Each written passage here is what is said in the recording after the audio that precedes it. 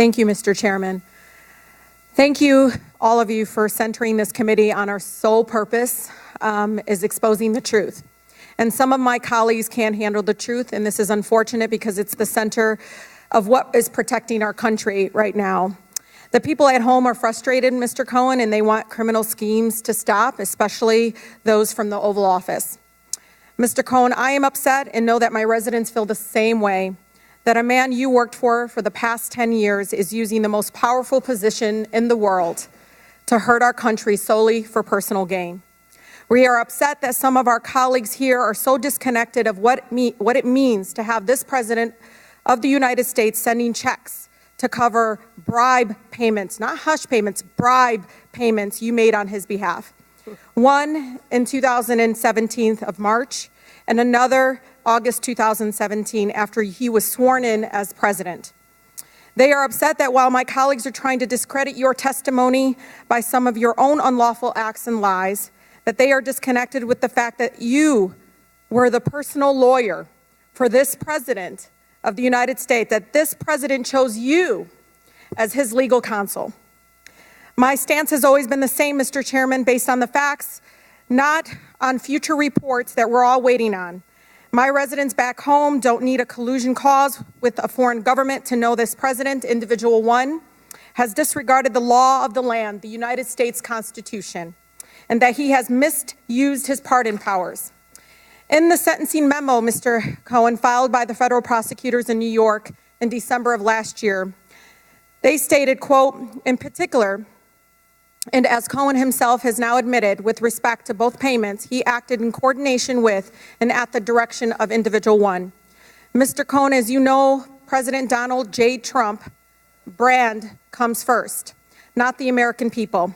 Based on what you know now, based on what we know now, is that Individual 1 used his money, businesses, and platform to enrich himself, his brand, and then the process directed you, Mr. Cohen, to commit multiple felonies, and you covered it up, correct? That's correct. You called it protecting his brand, correct? And him as well. Mr. Cohen, with this, do you think the President of the United States is making decisions in the best interest of the American people? No, I don't. Especially those you said that he used horrible words about, like African Americans, Muslim Americans, and immigrants? Yes. Just to make a note, Mr. Chairman, just because someone has a person of color, a black person working for them, does not mean they aren't racist. And it is insensitive that some would even say it's the fact that someone would actually use a prop, a black woman, in this chamber, in this committee, is alone racist in itself. Donald Trump is setting a precedent. Mr. Chairman, I ask that her words be taken down. Donald Trump is setting a precedent. I reclaim my time. Donald Trump is setting a precedent. Mr. Chairman. That the highest office can be attained. Mr. Chairman, the rules are clear. Activity.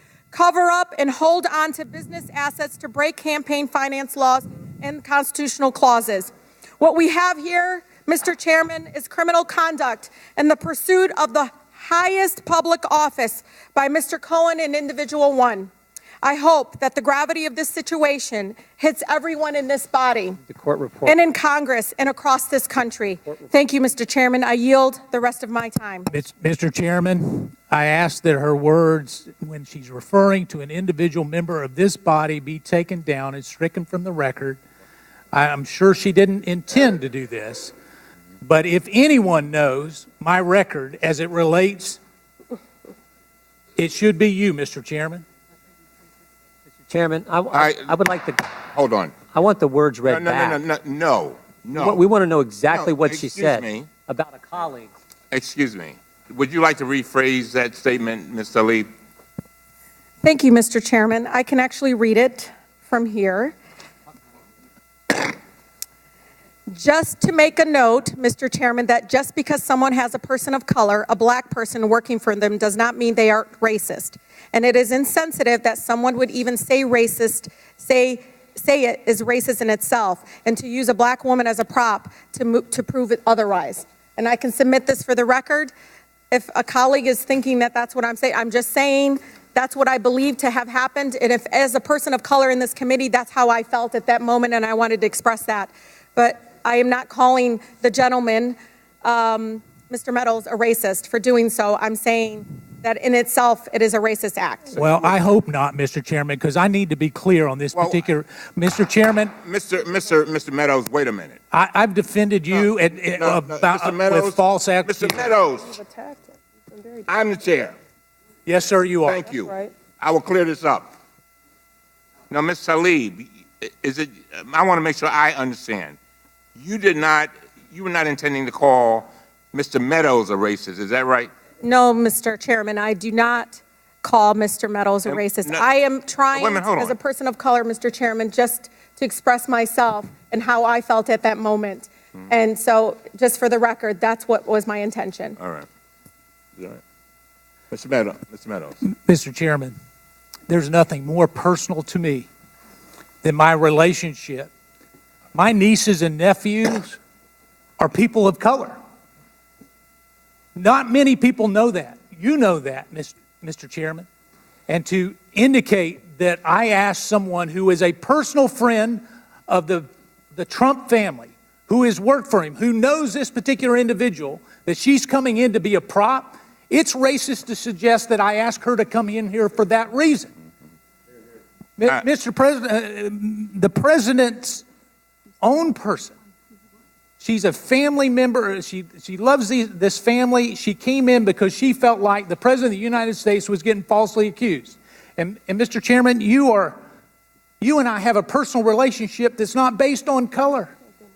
And to even go down this direction is wrong, Mr. Chairman. First of all, I want to thank the gentleman for what you have stated. If there's anyone who is sensitive with regard to race, it's me. Son of former sharecroppers that were basically slaves. So I get it. I listened very carefully to Ms. Salib, and I think, and I don't want to, I'm not going to put words in her mouth, but I think she said that she was not calling you a racist. And I thought that we could clarify that.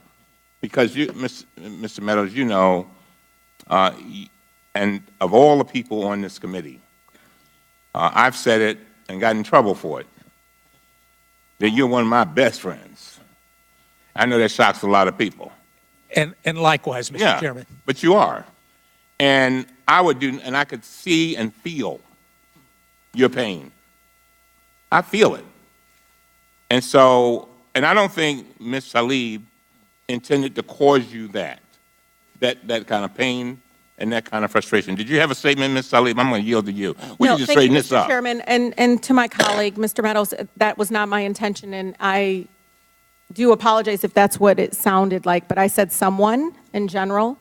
And as everybody knows in this chamber, I'm pretty direct, so if I wanted to say that, I would have, but that's not what I said. And thank you, Mr. Chairman, for allowing me to clarify. But again, I said someone. And again, I was not referring to you at all as a racist. Well, I thank the gentlewoman for her comments. I thank the chairman for working to clarify this, and I appreciate the chairman's intervening.